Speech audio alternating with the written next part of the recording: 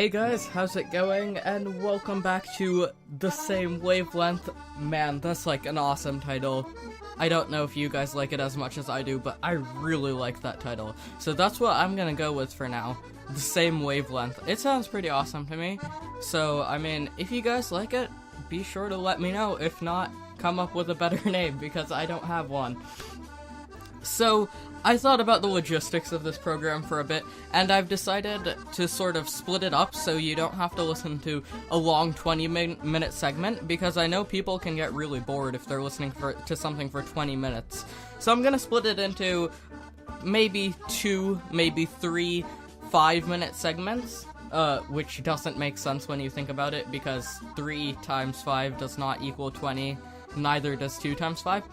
Basically, I'll be cutting down the time a bit, so I'm gonna split the original broadcast sort of dealio that I was thinking of doing into 2 segments, one on Sunday and one on Wednesday. The Sunday one will be when I'm talking to you about science, and, yeah, basically just science, while the Wednesday, that's right, while the Wednesday one will be me talking to you about politics. So I think that's a pretty good way to divide it. And yeah, there'll be general advice. Phrase of the week will be coming up on Sundays along with Song of the Week. And I guess I can do the same phrase of the week and Song of the Week on Wednesdays also. But if you would rather listen to a new Song of the Week and hear a new phrase or word of the week, be sure to let me know, and I'll do it so that it's a word and phrase of the half week. I mean, word, phrase, and song of the half week. That sounds pretty awesome. Anyways, let's get right on to it. We're starting off with science this week, on Sunday. I'm doing pretty well. I hope you guys are doing pretty well also before I start off. I'm kind of sick though, so it might sound a bit strange to you. I also have a bit of lemonade here, that I'm drinking, so. Lemonade. It's tasty. Anyways.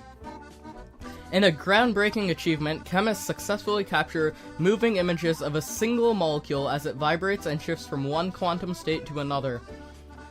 Pretty awesome stuff here. One moment. Pretty awesome stuff here. I think science is progressing a lot, and we're getting closer and closer to discovering both these huge things like the Big Bang that impact that have created us. But also we're discovering these super small details about, like, what we actually are. And it's really interesting that we're going both on the micro and macro scale at the same time and making these major developments. Let's move on into medicine. Scientists turn human skin cells into transplantable white blood cells capable of attacking diseased or cancerous cells. This is pretty awesome here. Basically, what this is saying is we're able to take regular skin cells and turn them into cells that can be white blood cells, which I'm sure you guys are familiar with, which are used, which are very strong in our immune system. They're used for attacking, bacteria. Oh man, I'm totally gonna mess this up. They're used for attacking bacteria and other sort of nasty things that get in our system. Which then in turn hurt us. So, but these white blood cells that they've created, which are transplantable, meaning they can be placed from one body into another, anywhere in the body, are also capable of attacking cancerous cells. That's pretty awesome. Another step forward into fighting cancer. So, I'm pretty satisfied with this week in science so far. Moving on into biologies, researchers find that splicing FOXP2, a human gene responsible for speech and language, into mice allows them to learn more quickly and perform better in a variety of tests. So, this is, once again, pretty awesome stuff going on. Basically, it seems that the FOXP, or I don't know if I should call it the FOXP2 or the FOXP2, because I kind of like saying Fox, but also that's probably like actual scientists probably call it the FOXP2. Whatever, don't worry about that. Anyways, I think this is pretty cool because, I know in my 9th grade history class, we talked a lot about collective learning, which is what separates humans from the rest of all other animal species. It's this ability to learn things and then pass on that stored knowledge down to our youth, down and down by generation. So there's a collective data bank of knowledge, of all human knowledge so far. And that's what we're currently residing in, which you can figure. And that's what separates us from other species, because we have writing and speech, and we're capable of storing that information and passing it down. Now, other animals aren't able to do this, and that's why, I guess that's why there isn't the same level of evolution there is in humans. But by implanting FOXP2, or FOXP2, whatever you prefer, into mice, it's allowing them to learn more quickly and perform better in more different sort of tests. So this could be a learning gene in a sense, and maybe this is one of the several genes responsible for collective learning. I don't know, I think that's pretty interesting. Let's head back into medicine for a moment. Researchers have developed a new medical device that mimics and enhances the properties of the spleen to filter deadly pathogens out of blood, including E. coli and Ebola.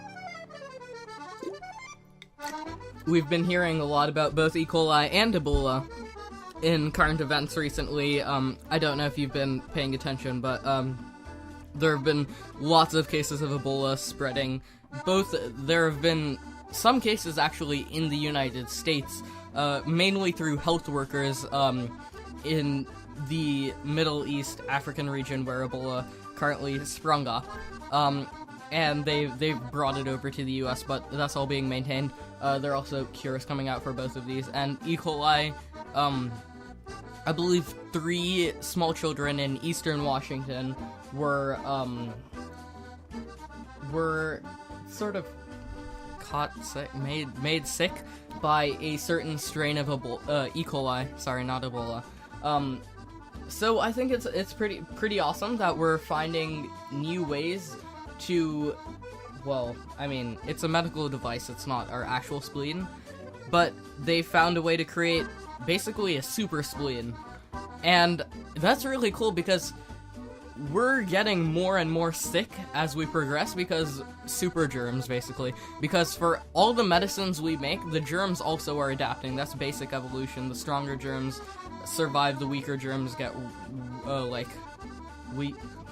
what's the word? Never mind. The weaker germs get exterminated.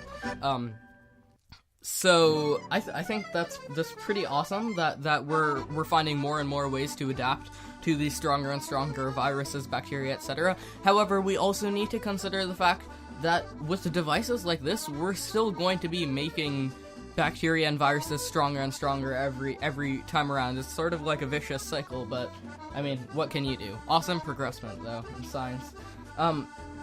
Let's move on to space. Love space. NASA selects Boeing and SpaceX as their private partners in a $6.8 billion contract to ferry crew members to the International Space Station, ending their reliance on Russian transport. So, as you may or may not know, either from previous knowledge or if you watch Gravity, because they talk about this in Gravity, I knew this beforehand. I don't want to make it seem like I'm super not knowledgeable and I watch Gravity and that's how I know about this, but they talked about this in Gravity, and it's come up in other pop culture,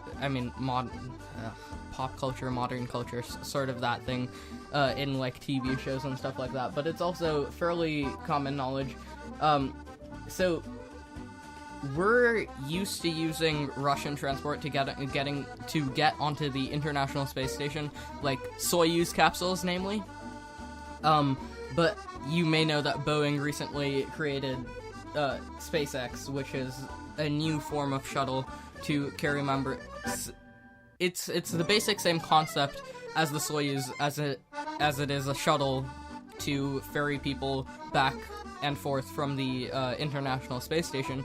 But it's nice to see that the US has finally progressed to make something like this, so that we don't have to rely on other people. That's cool. And finally, in physics, China is building the world's largest super collider with a circumference of at least 80 kilometers, making it over twice the size of the Large Hadron Collider. Pretty awesome stuff. Way to go, China. That's pretty huge. But who knows what we're going to discover with it. seems like a pretty cool progressment. Finally, I thought I would add in this little tidbit to the rest of science this week because this came up today. NASA at around 9:37, I believe, West Pacific Standard Time. That's right, that's what I'm on. Pacific Standard Time. They're going to do a countdown for a spaceship, to enter orbit of Mars. It'll be an orbital satellite that will take photos and help us learn more about Mars's upper atmosphere and lower atmospheres, both of which we don't know as much about as we do, per se, of the surface, because we have the Curiosity rover and other previous... we have the Curiosity, and I believe... Basically, we have rovers on the surface, but we don't have anything observing the atmosphere. So that's what's gonna happen, 9:37 tonight, I believe. You should totally check it out, see if you can follow it. It's a pretty cool situation.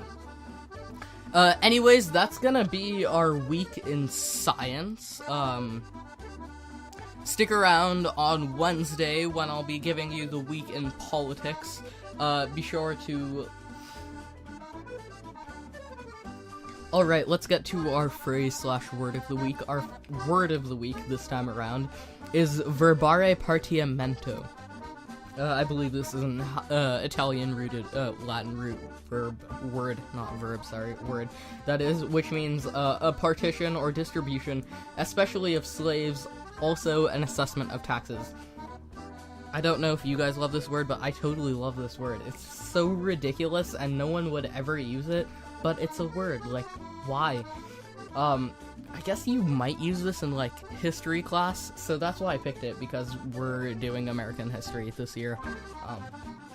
And slaves, we're talking about slavery right now, so that's my word of the week, verbare partiamento. It's so ridiculous, it's, like, hard to say. Try saying that 3 times fast. Go. Anyways, let's get to our song of the week. Our song of the week is the Gem theme by Freeze Pop. So Gem was an old cartoon show way back when, about a girl named Gem, who was truly outrageous, and it was all about, insert relevant quote here from the song. Okay. Thanks, Future Me, for inserting that. I really appreciate it. But yeah, it's basically ridiculous. Freeze Pop is a band who remixed the original theme from the cartoon, and gave it this electro synth sort of vibe. That sounds pretty catchy. It's like super cheesy because it's like from the 80s or 90s or something like that. But it sounds really ridiculous, and I really like the song because it's so catchy and ridiculous. So stick around and check that out. I'm sure you'll also enjoy it. Anyways, thanks so much for watching, listening. Thanks so much for listening. I'll see you guys in the next episode when I talk about history. Yeah, see you on Wednesday. Bye!